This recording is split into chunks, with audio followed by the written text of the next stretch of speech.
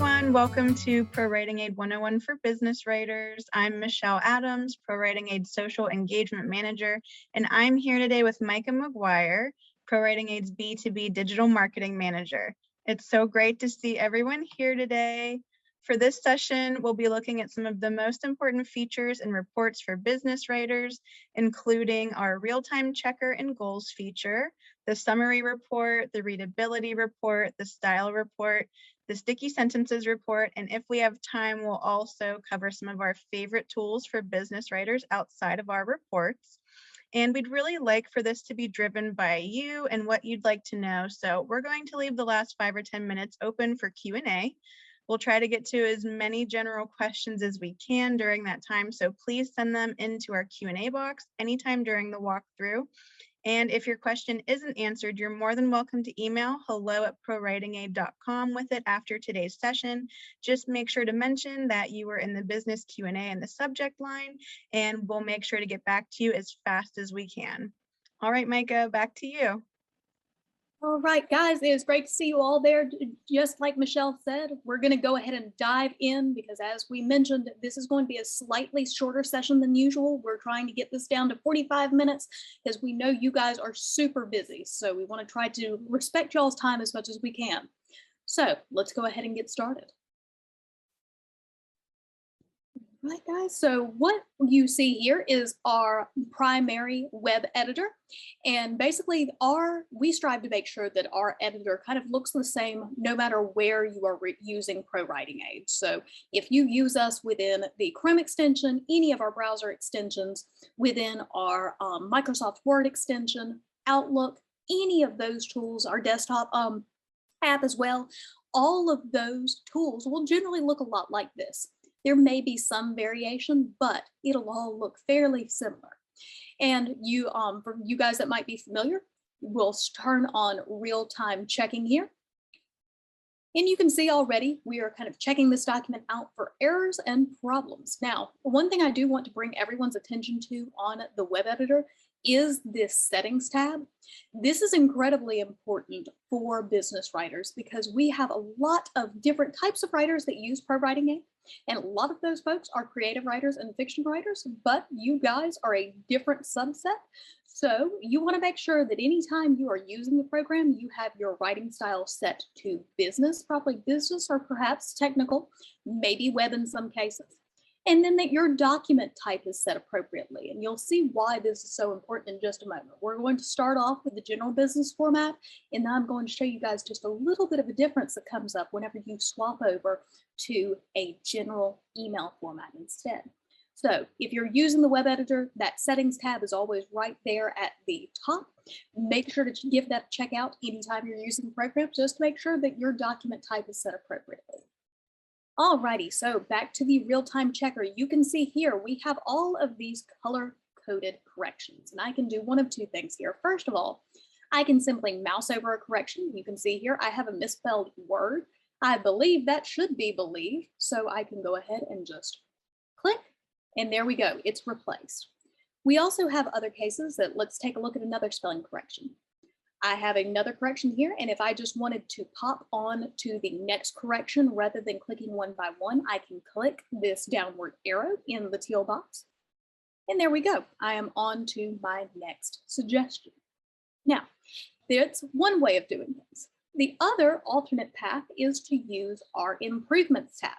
You can see here to the left-hand side, we have the improvements tab under the real-time checking sidebar. And you can actually go through and just check all of these are pretty much in chronological order on each. You can see I have a missing determiner. That should be your company is the right vendor rather than your company is right vendor. And I can click there and accept it in that sidebar, same way. The great thing about the sidebar and the improvements tab here is that you actually have the opportunity to filter some of these things out. So let's say you're looking at a document and you just want to start off making sure that you only have all of your spelling and grammar errors covered. You just want to see those, I can uncheck style, I can uncheck passive voice, and there we go. I have all of my misspelled words and grammar problems there. You can see I've got a possible comma splice, I have a missing comma, have a couple of misspelled words here, And if I want to take those back on, all I have to do is re-click Style and Passive Voice to get those suggestions as well. So that's very, very useful for kind of filtering down your workload. If you have a document that has a lot of corrections, sometimes it's easier to progress through the improvement sidebar rather than having to mouse around from error to error like this. See? Alrighty, so really for most of our users, they'll use the real-time checker very, very heavily. This is primarily what you'll see pop up in our browser extension. So a lot of our users who are using this to check emails in, say, Gmail's online mailbox will find the real-time checker there. You can always get to this through some functionality of a little golden ball on the side of the Chrome sidebar too. So that's always available in our browser extensions as well. We'll try to cover that as well if we have time. Now, on to the summary report. So the summary report is a really in-depth report that covers every aspect of your document and kind of condenses it into one super report. So you can see here at the top, we have your key scores, which include your grammar, style, and spelling scores.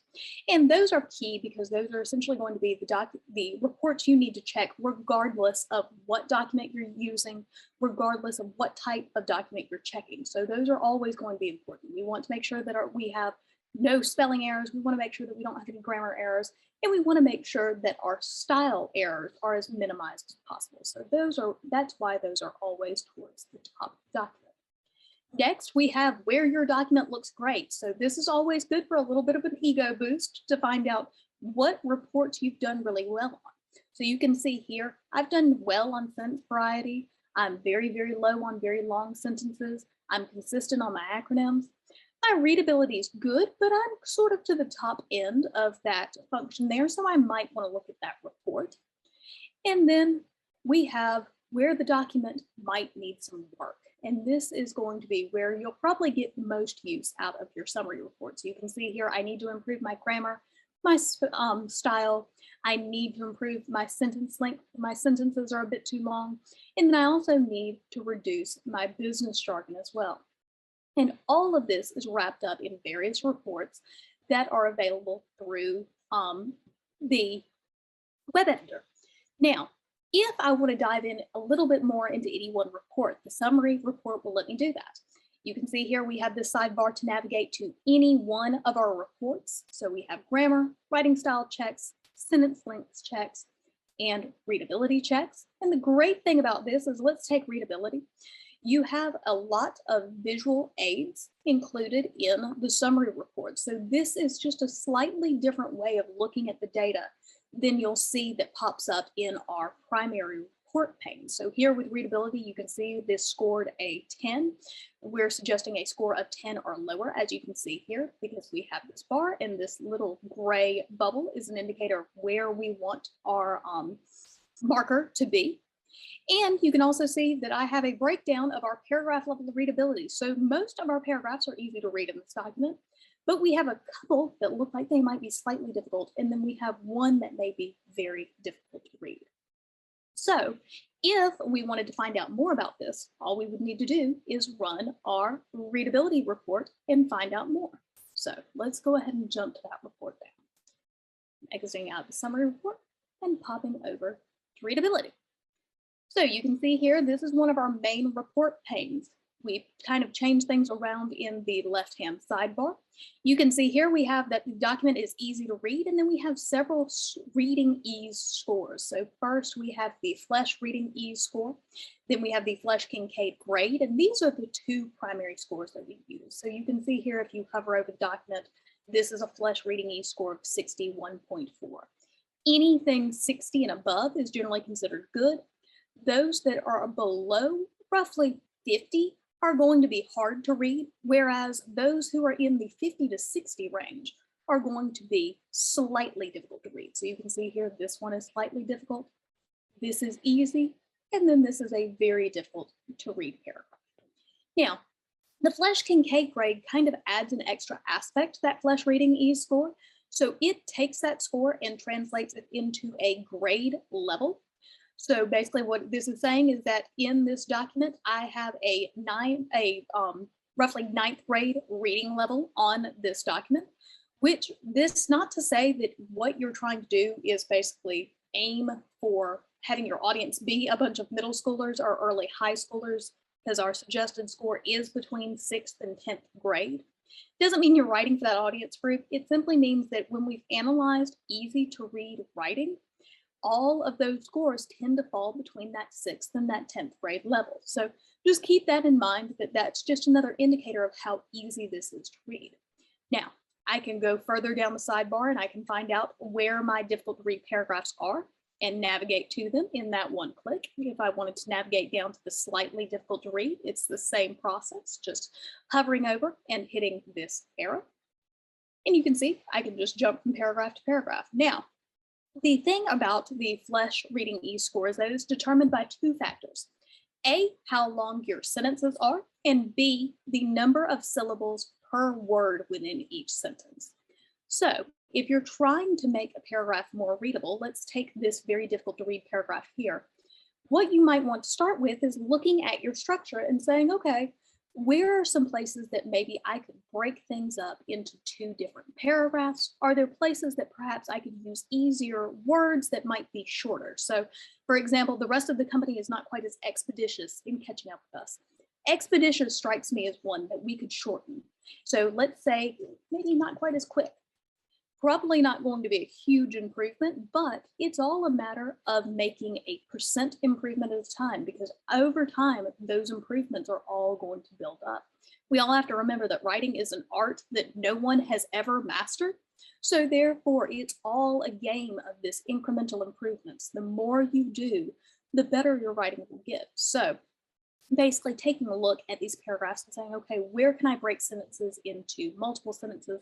Do I need to break any paragraphs up? You know, do I have a long paragraph that I might want to split into two?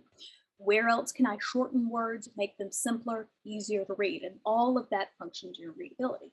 Now, there may be some cases that you have difficulty just breaking down a paragraph on your own and might need some help with readability. And that's where some of our other reports do come into play. So let's take a look at our style report. So you can see here the style check has a ton of different features. We have readability enhancements, passive verbs, style improvements, long subordinate clauses, adverbs, and a passive index that relates back to this passive verbiage check.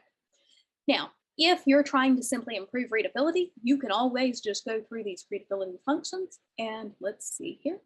So we might be better off without this. We can just point and click, just like in the real-time checker, accept those suggestions, and move on.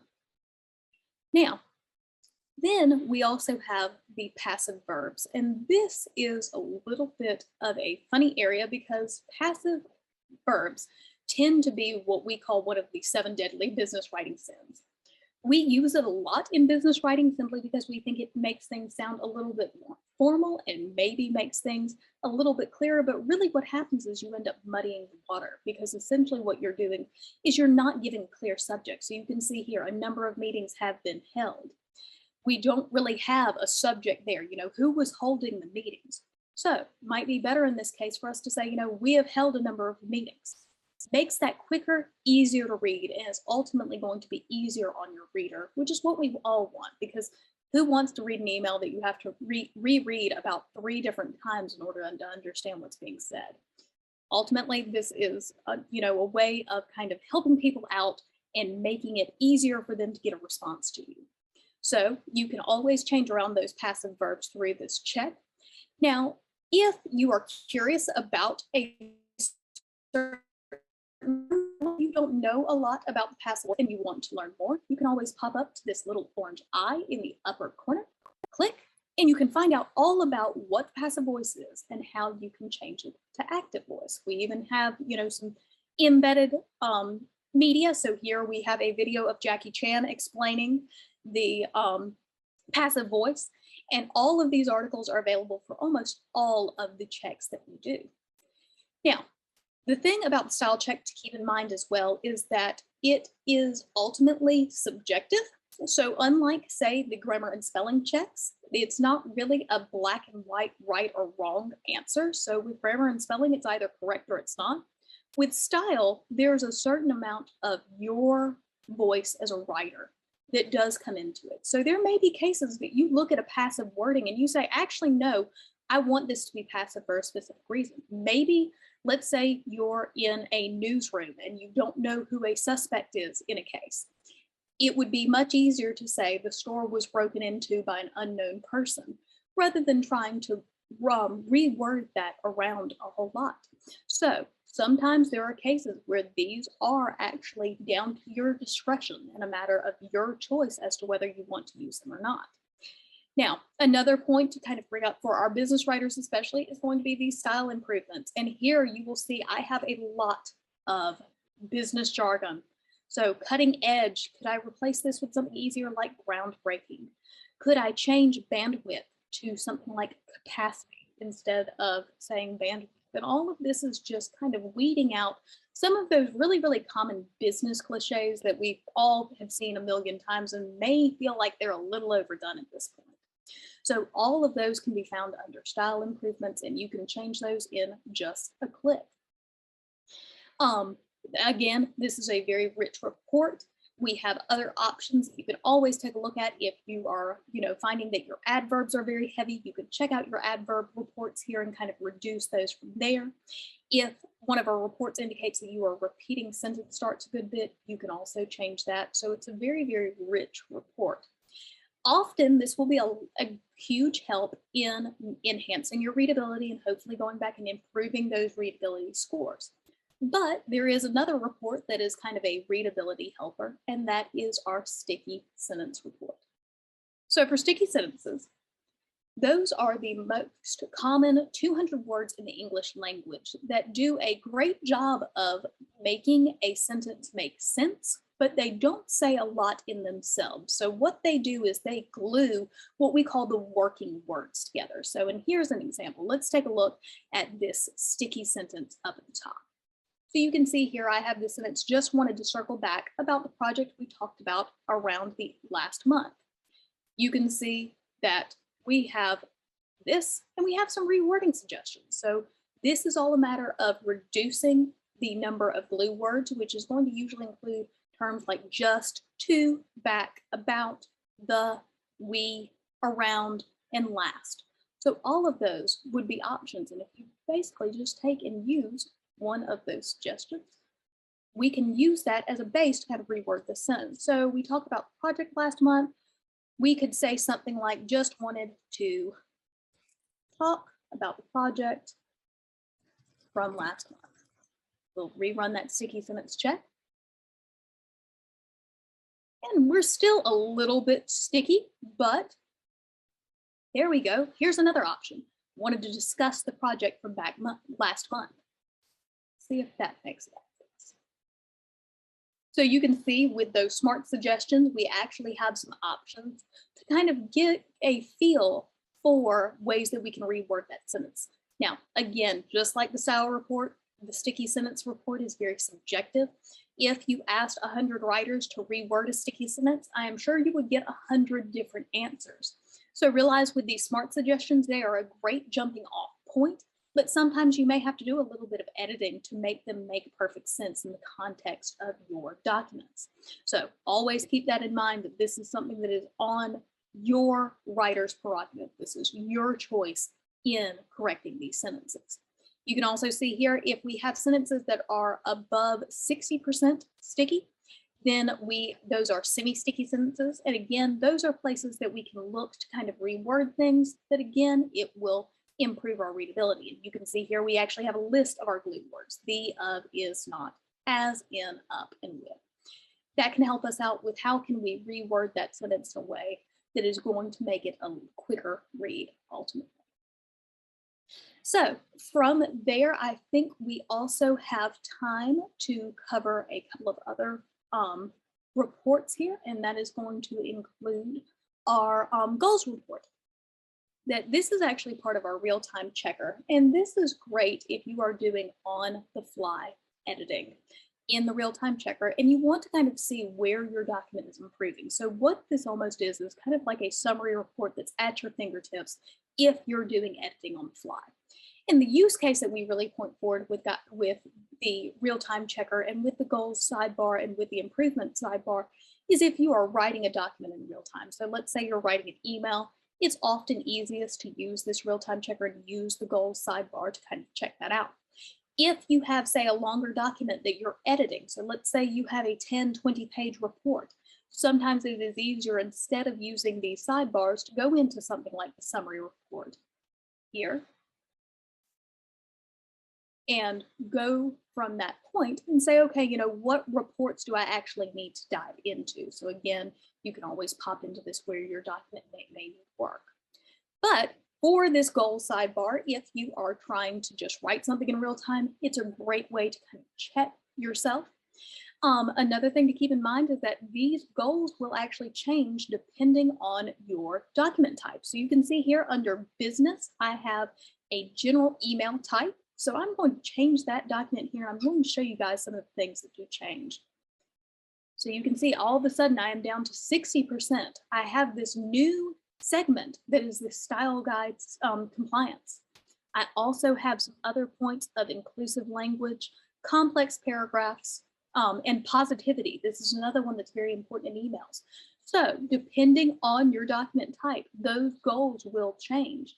And that's, again, that goes back to that settings tab at the top of why that is so important and why you want to keep those in mind as you're writing. Because if you have, say, a technical document, like so, that's going to put you in a very different spot than that email. You can see here, I've got 66% of my goals in contrast to 60% of the email. So that's why it's so important to make sure that you have the right document type when you are discussing emails. All right, Michelle, how are we doing on time?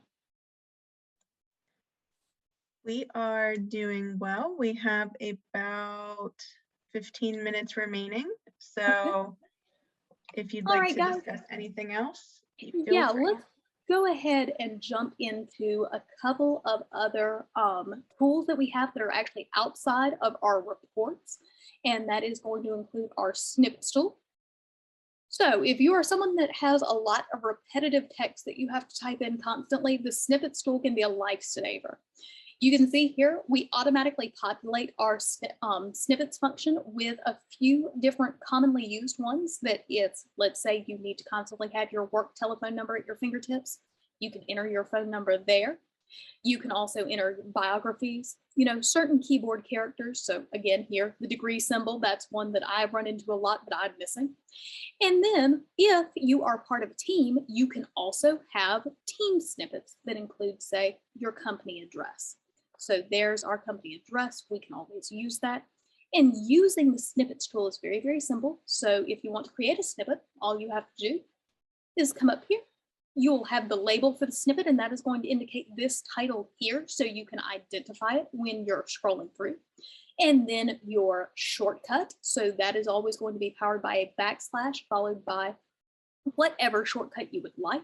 You can type in whatever you'd like, and then you have the actual content of the snippet. And this is just a regular rich text editor. So you can copy and paste any text you'd like, format it any way you'd like, and anything like links or anything like that will be preserved. Now, so let me quickly show you guys how this actually works. So if we are going to open up snippets, all we have to do is type backslash, and you can see here, I have all of these numbers. So let's type in company address. And you can see it is just taken one click for me to get all of that information in. Now, this can be very, very helpful if, say, you're in support and maybe you have some commonly used scripts there. You can always type that in, and that just saves you a little bit of time. Again, very, very easy to use. It can be formatted in any way you like. All just depends on your imagination when it comes to setting these snippets up. Now, I think we do have a little bit more time, so I am going to jump over quickly to our style guide. And this is a great tool for any company that has a formalized style guide and wants that to be something that their users are actually using Instead of having to go back and check, it will check things for you automatically. So you can see here, I have a few personal rules that I've just created, one of which is just a simple replacement.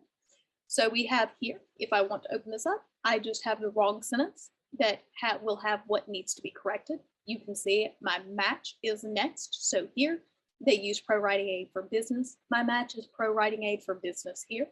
Then I have this replacement that's ProWritingAid Business. And then I have this message that's just saying, use ProWritingAid Business because it's shorter. I can then test that rule. Okay, there we go. I have the test function there, and then I can save the rule. And again, if I go back into my editor and I type, then I should quickly have a rule that reminds me to change that to ProWritingAid Business instead. Now, that's a very simple rule. That's kind of a find and replace function. We do get a good bit more complex. So that kind of simple replacement rule would be covered under our Style Guide 101, which you'll see the link to that in your follow-up email when you receive the recording. But if we want to get a little bit more complex, we can dive into rules like this good and bad reagents. So this is one that Tom actually created for one of our companies that they were sick and tired of seeing good and bad used in context of reagents and wanted to see appropriate or inappropriate used instead. So we have the wrong sentence here. All right, now we get a little bit more complex with this match, and you can see these parentheses here. So we have good and bad in parentheses.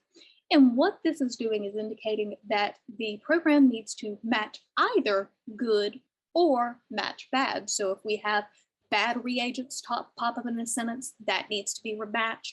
If we have good reagents popped up in a sentence, then that also needs to be matched. So it's kind of a binary either or choice here.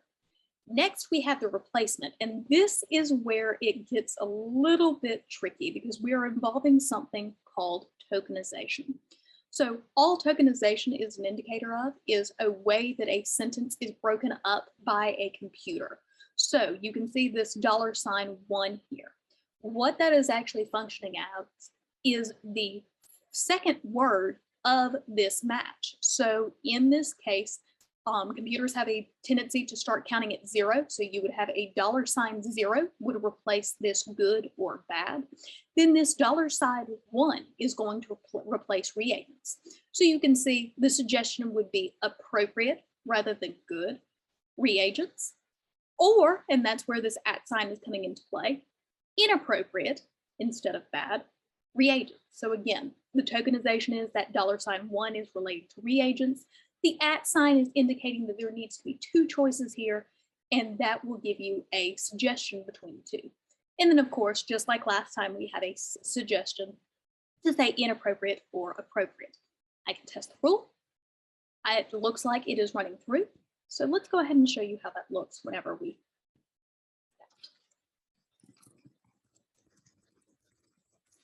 in the real-time checker, that'll pop up shortly. You can see here, instead of good reagents, I have appropriate or inappropriate, and the user will select based on their choice. Now, the style guide is an incredibly powerful tool. You can get into a lot of different functionality here. You can see here we have the PWA team functionality that has a ton of very, very complex rules. We've covered things like the Oxford comma, and this is going to get into different things like tokenization, parts of speech tags, all of that. That is very well covered in our advanced style guide blog article that you'll also see in your follow-up email.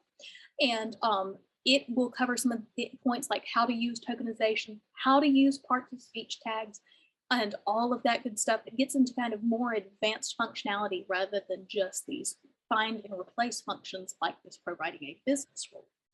It's incredibly powerful if set up the right way. It can be a huge time saver for your teams just because they don't have to worry about a ton of different functions, and they can, essentially just have that style guide at their fingertips rather than having to go back and forth and checking the document constantly. Now, I think we do have a little bit more time for discussing our term base very quickly. And this is important for a lot of companies that may have style guides that involve certain terms that they want used and certain terms that are deprecated.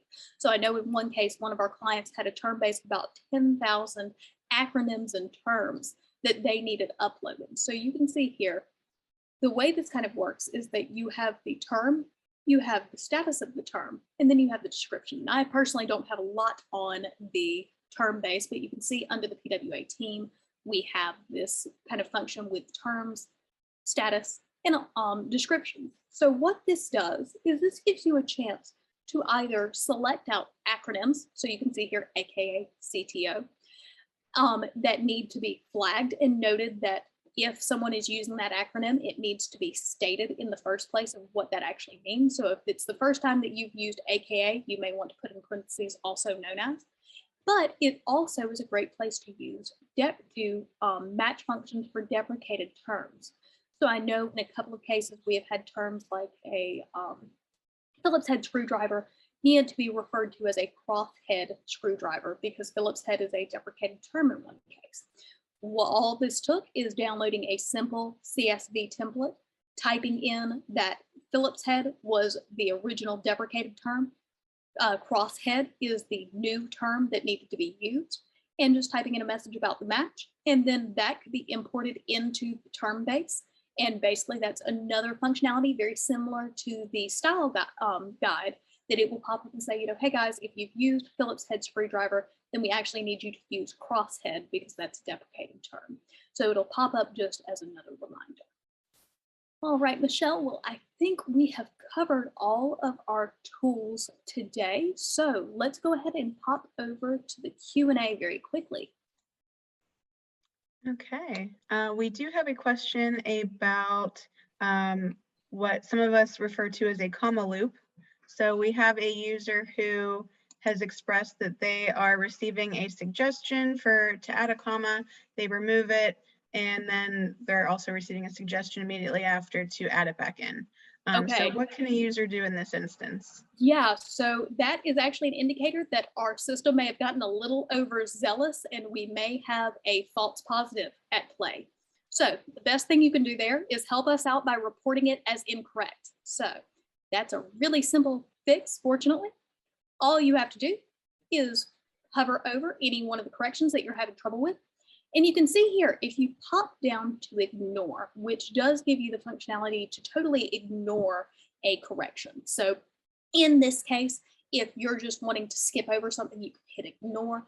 We really don't suggest using disable rule because that means that the rule is going to be disabled across your account. And the only way that that can be turned back on is going to be if you send an email to our support team. So our ignore rule does actually remember this for you. So anytime you ignore a certain function, it will show that and reflect that improvements in your goals and in your improvement sidebar. But let's say this focus was actually incorrect. I would just need to pop down to ignore, and you can see this report incorrect button here. Not going to go ahead and go through the process of doing this because I don't want to send a false positive to our team, but you would just click that, quickly go through the prompts, and that will report it to our NLP team so they can look at it and make sure that we get that corrected. So, and just looking at the Q&A as well, I think we did have a question on the Chrome extension. Really quickly, I'm going to try to pull up a email for you guys so we can kind of show that in action. So I'm going to quickly copy this out, as I think it was referencing getting more out of real time than just the real-time checks in your feed. All right, so let's pop this up very quickly. So, and the question was here is that we have this real-time checker, and you can see this is very similar to real-time checking functions.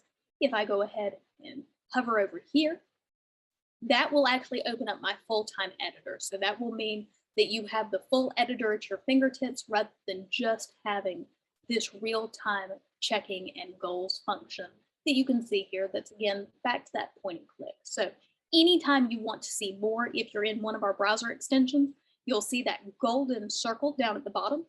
You can either turn that off or on, or you can go ahead and click there, and just like I showed you earlier, it will go ahead and indicate it all across the board, and you can have the full-time checker at your fingertips. So I hope that answers the question about getting more reports in our browser extensions. Michelle, I think we may have covered everything today. I think you're right. That was great, Micah. Thank you so much for that very extensive demo. It was very helpful. All right, guys. And of course, if you happen to come up with any questions, let's say you're using the program after this and you run into anything else, always feel free to email us at hello@ProWritingAid.com. Like Michelle said at the beginning of the session, just put in the subject line that you were part of our Business 101 Q&A, and we'll make sure to get back to you as soon as we can. Just a couple of quick notes for the next couple of months. We are going to be doing some date changes with our future 101 sessions, just because we have November and December coming up, and we have a lot of holiday conflicts if we try to stick with the fourth Wednesday of the month.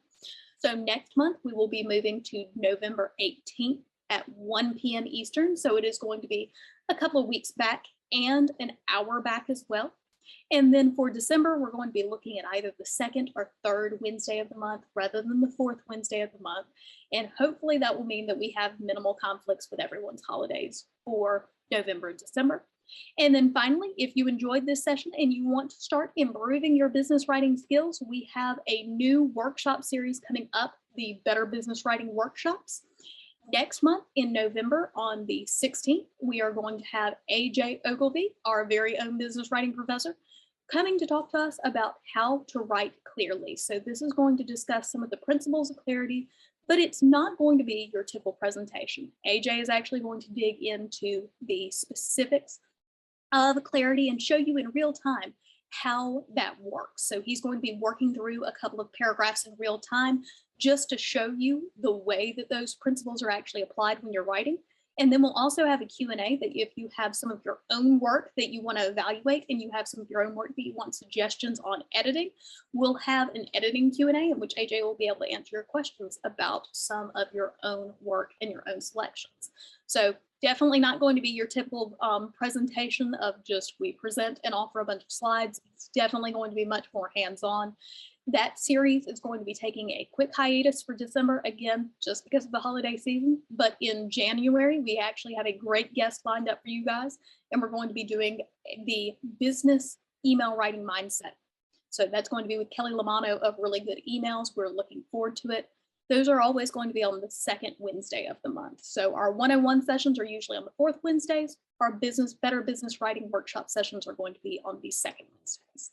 So you guys, registration should be up for AJ's session in November already. Again, the day is a little bit different. It is November 16th at 2 p.m. Eastern, but look out for that and keep an eye on your inboxes as we get closer to January for more about January's session with Kelly Lamano. All right, guys, thank you all for being here. It's been a great session and hope you all have a wonderful day.